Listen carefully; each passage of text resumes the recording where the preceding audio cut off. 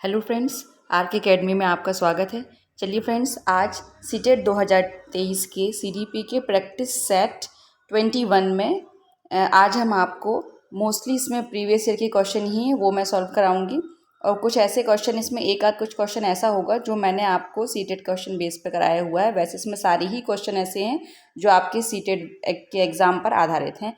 जिस टाइप के क्वेश्चन आपको सीटेट के एग्ज़ाम में देखने को मिलेंगे ये बिल्कुल वैसे ही हैं। ठीक है, चलिए फ्रेंड्स, तो स्टार्ट करते हैं। हमारा पहला क्वेश्चन क्या कहता है, देखिए फर्स्ट क्वेश्चन कहता है वंचित शिक्षार्थियों के साथ व्यवहार करने के संदर्भ में अध्यापक या अध्यापिका को निम्नलिखित मूल्यों में से किसमें विश्वास व्यक्त करना चाहिए। ठीक है, क्या कह रहा है कि वंचित शिक्षार्थियों के साथ व्यवहार करने के लिए अध्यापक या अध्यापिका को निम्नलिखित मूल्यों में से किसमें विश्वास करना चाहिए। ठीक है, किसमें विश्वास करना चाहिए, अच्छा ये बताइए। तो इसमें कह रहा है, देखिए ये आपको 4 ऑप्शन दिए गए हैं विद्यार्थियों से। अच्छा फ्रेंड्स, इसमें एक मिस्टेक हो गई है। इसमें क्या है, ये जो आपको नंबर इसमें नहीं डले हैं ऑप्शन के, ये आपका फर्स्ट ऑप्शन है, ये वाला आपका सेकंड ऑप्शन है, ये वाला आपका थर्ड ऑप्शन है और ये आपका फोर्थ ऑप्शन है। ठीक है फ्रेंड्स, ठीक है, तो चलिए स्टार्ट करते हैं। फर्स्ट ऑप्शन क्या बोलता है, विद्यार्थियों से किसी प्रकार की मांग ना होना। दूसरा, विद्यार्थियों द्वारा स्वीकृति हेतु अध्यात्मकता व क्रोध का क्या करना, प्रयोग करना, या फिर छात्रों की सफलता हेतु व्यक्तिगत उत्तरदायित्व या फिर समुचित व्यवहार की उच्च अपेक्षाएं। अच्छा, इसमें से आपको बताना है कि कौन सा ऑप्शन सही है इस संदर्भ में कि जो अध्यापक अध्यापिका है वो अपने जो व्यवहार हो रहा है वंचित शिक्षार्थियों के साथ उस पर वो किस तरह से मतलब विश्वास व्यक्त करेगी अपना। ठीक है, कैसे उस पर विश्वास व्यक्त करना चाहिए उस टीचर को। ठीक है, ये आपको इस चारों ऑप्शन में से सही बताना है कौन सा ऑप्शन बिल्कुल सही होगा। तो फ्रेंड्स, इसमें जो होगा वो आपका ये जो थर्ड वाला ऑप्शन है ये बिल्कुल सही हो जाएगा। थर्ड ऑप्शन बिल्कुल सही। क्या कह रहा है थर्ड, छात्रों की सफलता हेतु व्यक्तिगत उत्तरदायित्व। भाई, जब छात्र आपका सफल होगा तो उसकी जो सफलता के लिए जो टीचर द्वारा किए गए प्रयास होंगे, जो उसकी ड्यूटी होगी, जो उसकी रिस्पॉन्सिबिलिटी होगी, वो उसको बहुत ही अच्छी तरीके से निभाए। टीचर को ऐसा करना चाहिए। ठीक है, तो आपके फर्स्ट क्वेश्चन के अकॉर्डिंग जो आपका थर्ड वाला ऑप्शन है ये बिल्कुल सही हो जाएगा। चलिए फ्रेंड्स, नेक्स्ट चलते हैं। नेक्स्ट क्वेश्चन क्या कहता है, देखिए दूसरा कहता है जो अध्यापक या अध्यापिका अपनी विद्यार्थियों की प्रतियों में अपने विद्यार्थियों की, जी गलत लिख गया है, ये अपने विद्यार्थियों की त्रुटियों में है। क्या है, अपने विद्यार्थियों की त्रुटियों में सुधार, ये नहीं है, ये प्रतियों नहीं है, इसकी जगह पे कर लीजिएगा। ये लिखा हुआ है आपका त्रुटियों। ठीक है, त्रुटियों में सुधार करने के लिए, ठीक है, सुधार करना चाहता है कोई अध्यापक या अध्यापिका है, वो अपने विद्यार्थी के यानी अपने बच्चे के जो उनका शिक्षार्थी है, उनका विद्यार्थी, उसमें सुधार करना चाहता है उसकी गलतियों में। ठीक है, तो क्या कर रहा है, उसके लिए निम्नलिखित में से कौन सा मार्ग जो होगा वो समुचित मार्ग है, कौन सा जो है इसमें से सबसे बेस्ट होगा, ये आपको बताना है। ठीक है, तो देखिए आपको ये यहाँ पर आपको 4 ऑप्शन दिए गए हैं। 4 ऑप्शन क्या कहते हैं, देखिए अध्यापक या अध्यापिका को उन त्रुटियों का संशोधन करना चाहिए। ठीक है, पहला तो यही बोल रहा है जो सामान्य, इसमें आगे भी है, जो सामान्य अर्थ व अवबोधनात्मकता को हस्तक्षेप करती है। ठीक है, एक तो ये है। दूसरा क्या कह रहा है, अगर त्रुटि संशोधन प्रक्रिया बच्चों को क्षुब्ध करती है तो उन्हें उनका संशोधन नहीं करना चाहिए। ठीक है, तो उन्हें उनका संशोधन नहीं करना चाहिए। तीसरा कह रहा है उन्हें अपने विद्यार्थियों की प्रत्येक त्रुटि, ये त्रुटि नहीं है प्रत्येक त्रुटि है, ये यहाँ पे थोड़ा सा मिस्टेक हो गया, ये क्या है, त्रुटि का संशोधन करना चाहिए। ठीक है, और इसके लिए उसे विद्यालय में देर तक बैठना पड़े। ठीक है, एक तो ये हो गया, आज थोड़ा सा मिसप्रिंट हो गया, क्या हो गया, ये देखने के लिए देर तक बैठना पड़े, एक तो ये हो जाएगा। ठीक है, और देखिए और क्या कह रहा है, एक चौथा कह रहा है उसे बार बार की जाने वाली सामान्य त्रुटियों की अपेक्षा कम होने वाली त्रुटियों का अधिक संशोधन करना चाहिए। अच्छा, अब इसमें से बताना है इन चारों ऑप्शन में से कौन सा ऑप्शन आपका बिल्कुल सही होगा। देखिए फ्रेंड्स, इसमें क्या है, आपको इसमें जो है आपके 4 ऑप्शन हैं, 4 ऑप्शन में से फर्स्ट ऑप्शन सबसे बेस्ट होगा। क्यों, क्योंकि उसमें कह रहा है कि अध्यापक या अध्यापिका को उन त्रुटियों का संशोधन करना चाहिए। यस, अगर बच्चा गलती करता है तो सबसे पहले टीचर को चाहिए कि वो उसकी गलतियों का कारण ढूंढे, है ना, कि उसने ये गलती क्यों की है, पहले तो उस चीज़ का कारण ढूंढे, है ना। उसके बाद जो सामान्य अर्थ व अवबोधात्मक न जो अवबोधात्मक हस्तक्षेप है फिर उसको करना चाहिए, है ना। पहले तो कारण ढूंढ के फिर उसकी गलतियां उसको फिर बतानी चाहिए कि आपने ऐसी गलती की है, ठीक है, ऐसे करना, ताकि फिर उसके बाद कारण जान के उसकी गलतियों में सुधार कर सके। ठीक है फ्रेंड्स, तो इसमें क्या है, आपका जो फर्स्ट ऑप्शन होगा वो बिल्कुल सही हो जाएगा। चलिए फ्रेंड्स नेक्स्ट चलते हैं। थर्ड क्वेश्चन क्या कहता है, देखिए थर्ड कह रहा है बच्चों के व्यवहार को समझने के लिए विद्यार्थियों के घर के वातावरण, ठीक है, का महत्वपूर्ण स्थान है। बिल्कुल सही बात है, व्यवहार को समझने के लिए घर का वातावरण जो होता है उससे महत्वपूर्ण स्थान होता है, तथा इससे प्राप्त सूचना को प्रभावशाली शिक्षा शास्त्र के निर्माण से जोड़ा जा सकता है। यह तथ्य अधिगम के किस सिद्धांत से संबंधित है। अच्छा, वो कह रहा है जो उनके व्यवहार को समझने के लिए विद्यार्थियों के घर के वातावरण से उसको हम जोड़ सकते हैं, ठीक है, जोड़ा जाता है, और उससे प्राप्त जो सूचना को प्रभावशाली शिक्षा शास्त्र के निर्माण से जोड़ा जा सकता है। जो सूचना उससे मिलती है उससे हम शिक्षा शास्त्र के निर्माण से जोड़ सकते हैं उस सूचना को। यह तथ्य अधिगम के किस सिद्धांत से संबंध करता है, ये बताना है आपको। यह तथ्य अधिगम का कौन से सिद्धांत से संबंधित है, रचनावादी, सामाजिक रचनावादी, व्यवहारवादी, या पारिस्थितिक, या फिर पारिस्थितिकी, ठीक है, या फिर पारिस्थितिकी, ये कुछ नहीं है, ठीक है, ये कुछ नहीं है, या फिर पारिस। ये चार ऑप्शन जो आपको दिए गए हैं, आपको बताना है इसमें से सही ऑप्शन कौन सा होगा। तो फ्रेंड्स इसमें सही ऑप्शन जो हो जाएगा वो हो जाएगा आपका सामाजिक रचनावादी। सामाजिक रचनावादी जो हो जाएगा इसमें सबसे बेस्ट ऑप्शन हो जाएगा, किसके लिए, प्रभावी शिक्षा शास्त्र के निर्माण से जोड़ने के लिए। उस जो तथ्य आपको दिया गया था कि व्यवहार जो है बच्चों के घर के वातावरण से देखते हैं हम लोग, ठीक है, और उसको जो उसके व्यवहार से जो उन्हें सूचना मिली है, महत्वपूर्ण जो सूचना मिलती है, ठीक है, उस सूचना को प्रभावशाली शिक्षा शास्त्र के निर्माण से जोड़ना, ये किस आपकी किस चीज़ से संबंधित है, ये सामाजिक रचनावादिता से संबंधित है। तो इसमें जो है आपका सेकंड ऑप्शन बिल्कुल सही हो जाएगा। चलिए फ्रेंड्स नेक्स्ट चलते हैं।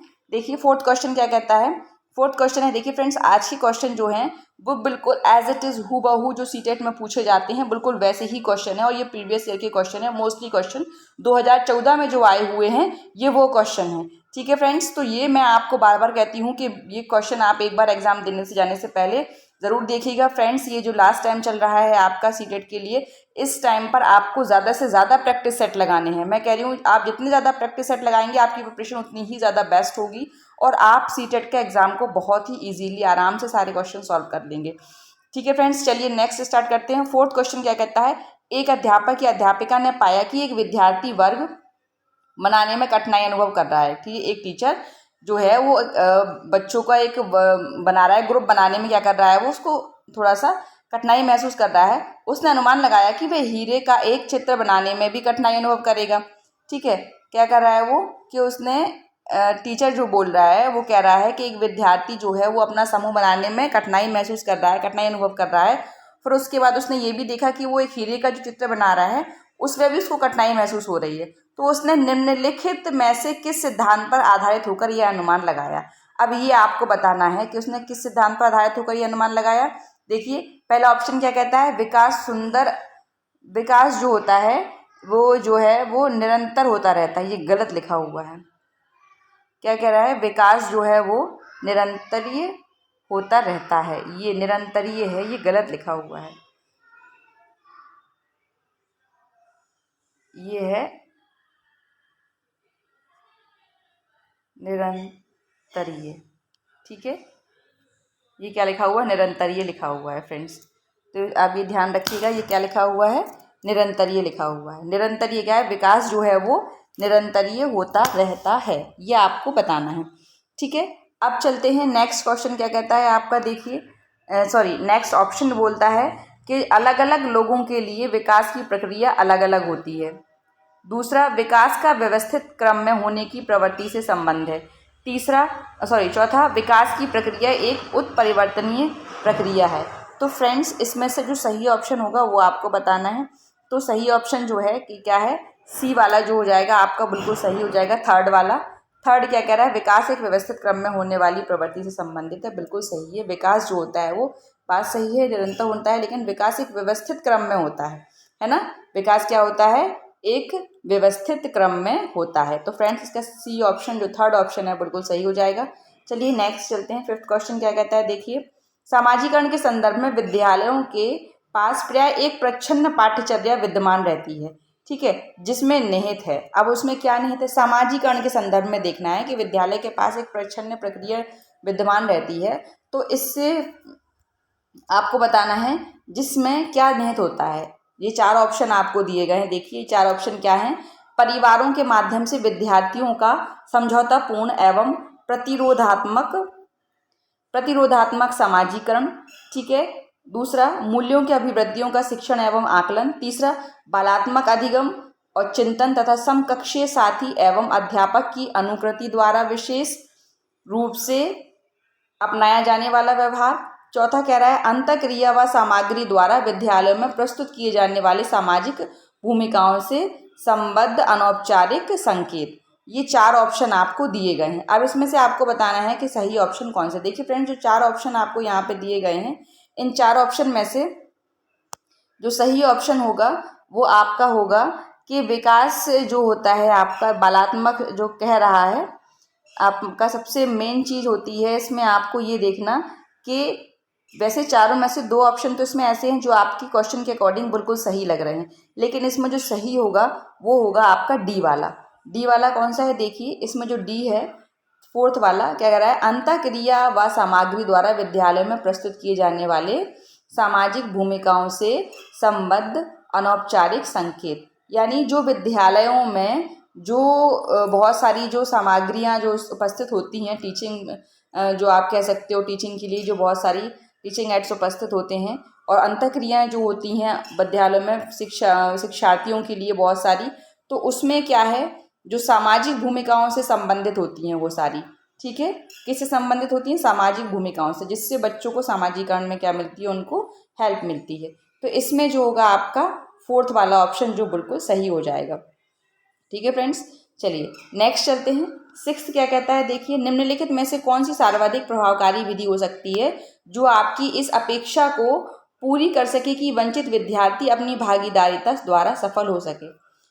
कौन सी सर्वाधिक प्रभावकारी विधि है जो आपकी इस अपेक्षा को पूरी कर सके कि जो वंचित विद्यार्थी है अपनी भागीदारिता द्वारा सफल हो सके।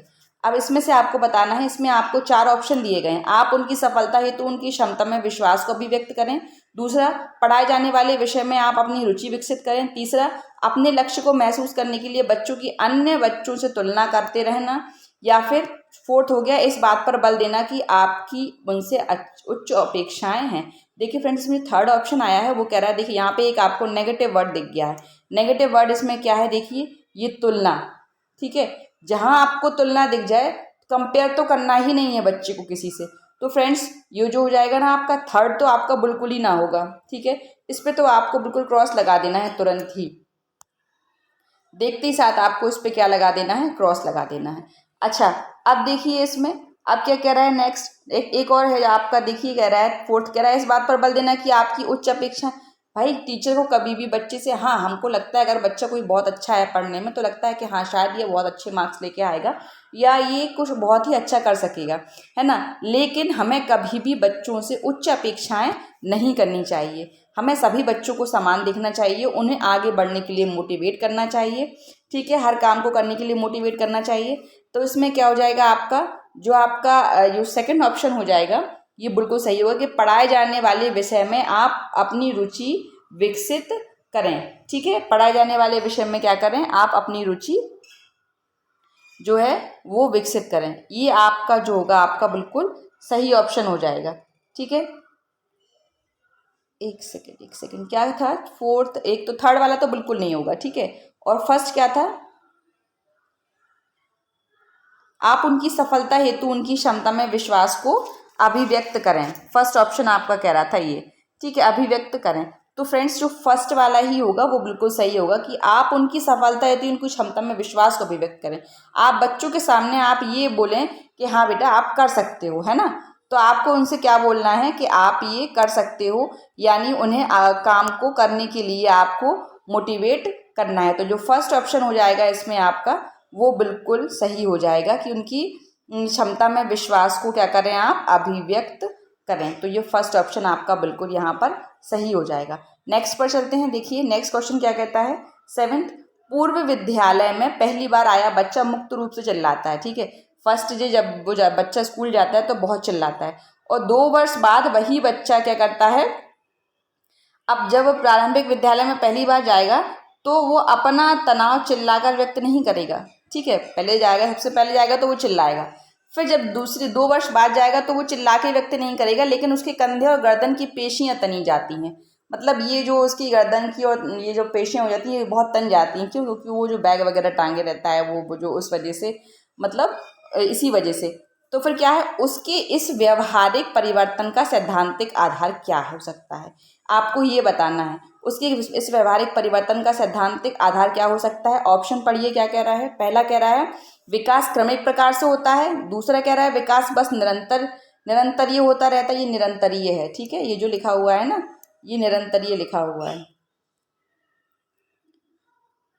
ये जो लिखा हुआ है ये है निरंतरीय। ठीक है, ये निरंतरीय है, निरंतरीय होता रहता है। और तीसरा कह रहा है अलग अलग लोगों में विकास भी अलग अलग रूप से होता है। और चौथा कह रहा है विभेद व एकीकरण विकास के लक्षण हैं।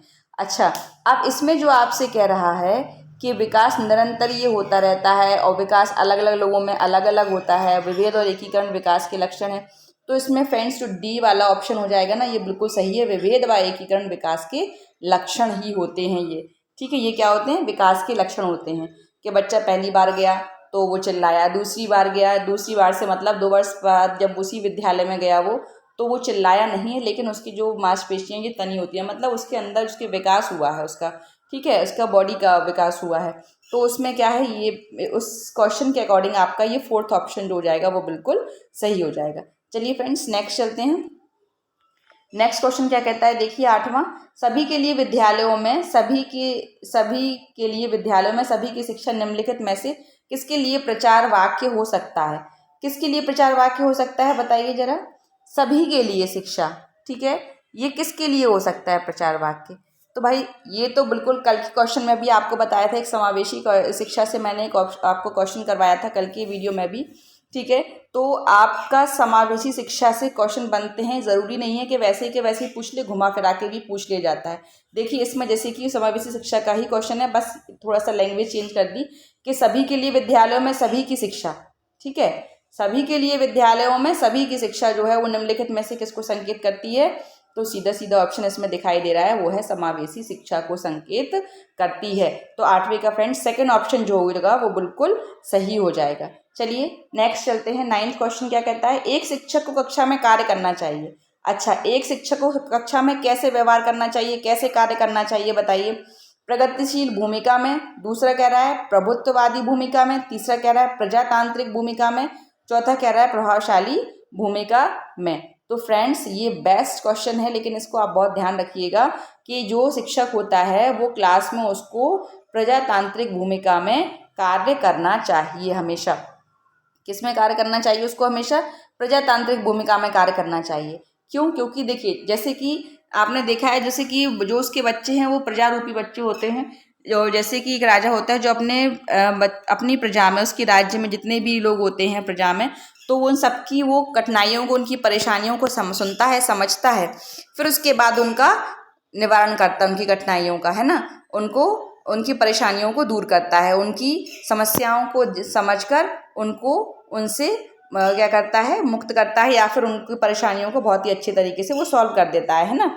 तो इसमें वही क्वेश्चन है कि यहाँ पे जो शिक्षक होगा वो एक राजा, और जो आपका बच्चे यहाँ पर जो क्लास में होंगे वो क्या होगा, उसके प्रजारूपी बच्चे हो जाएंगे, जिससे उनकी वो क्या करेगा, बहुत ही अच्छी तरीके से उनकी कठिनाइयों को, उनकी परेशानियों को वो सुनेगा, समझेगा, और उसके बाद उनको सॉल्व करने में उनकी मदद करेगा। तो इसमें क्या हो जाता है, एक शिक्षक को कक्षा में कार्य करना चाहिए, कैसा, प्रजातांत्रिक भूमिका में कार्य करना चाहिए। तो 9th का जो होगा वो आपका 3rd ऑप्शन बिल्कुल सही हो जाएगा। फ्रेंड्स इस वीडियो में अभी मैं आज आपको 10 क्वेश्चन लेकर आई हूँ, ये लेकिन जो 10 क्वेश्चन है बहुत ही सिलेक्टेड क्वेश्चन है। ठीक है, आपके बिल्कुल सीटेट के एग्जाम में आपको देखने को पक्का मिलेंगे इसमें से। तो आपको ये देखना है कि आप जब भी एग्ज़ाम देने जाएं, जब भी नहीं, आपको 20 को एग्ज़ाम है आपका सीटेट का, तो आप याद से आप एग्ज़ाम देने जाने से पहले या फिर 20 तारीख को जाएंगे आप, तो आप एक बार सारा रिवीजन बहुत ही अच्छे से करके जाएं। मेरे सारी वीडियो को बहुत ही अच्छे से देखें फ्रेंड्स। और वीडियो में जो भी मैंने आपको बताया है कि जो क्वेश्चन है ये आपके सीटेट के एग्ज़ाम में देखने को ज़रूर मिलेंगे, तो मतलब ज़रूर मिलेंगे। मैं बिल्कुल 99% कह सकती हूँ कि इसमें से आपको मेरे वीडियो से क्वेश्चन देखने को ज़रूर मिलेंगे, ठीक है। तो फ्रेंड्स ये क्वेश्चन आप ज़्यादा से ज़्यादा लोगों तक शेयर कीजिए, इस वीडियो को ज़्यादा से ज़्यादा लोगों तक शेयर कीजिए ताकि उनको भी उनके सीटेट के एग्ज़ाम में हेल्प मिल सके। चलिए फ्रेंड्स, तो आज का लास्ट क्वेश्चन क्या कहता है, आपके अनुसार शिक्षण क्या है? एक प्रक्रिया है, एक कला है, एक कौशल है, या फिर एक कला और कौशल दोनों है? तो भाई फ्रेंड्स, आप क्या है, शिक्षण जो है वो एक कला और कौशल दोनों है। तो इसका फोर्थ ऑप्शन जो जाएगा वो बिल्कुल सही हो जाएगा। तो फ्रेंड्स ये थे आज की वीडियो के 10 क्वेश्चन। अगर आपको वीडियो अच्छा लगा हो तो फ्रेंड्स वीडियो को सब्सक्राइब ज़रूर कीजिएगा, चैनल को सब्सक्राइब ज़रूर कीजिएगा और मेरी वीडियो को लाइक और ज़्यादा से ज़्यादा लोगों तक शेयर ज़रूर कीजिए। Thank you.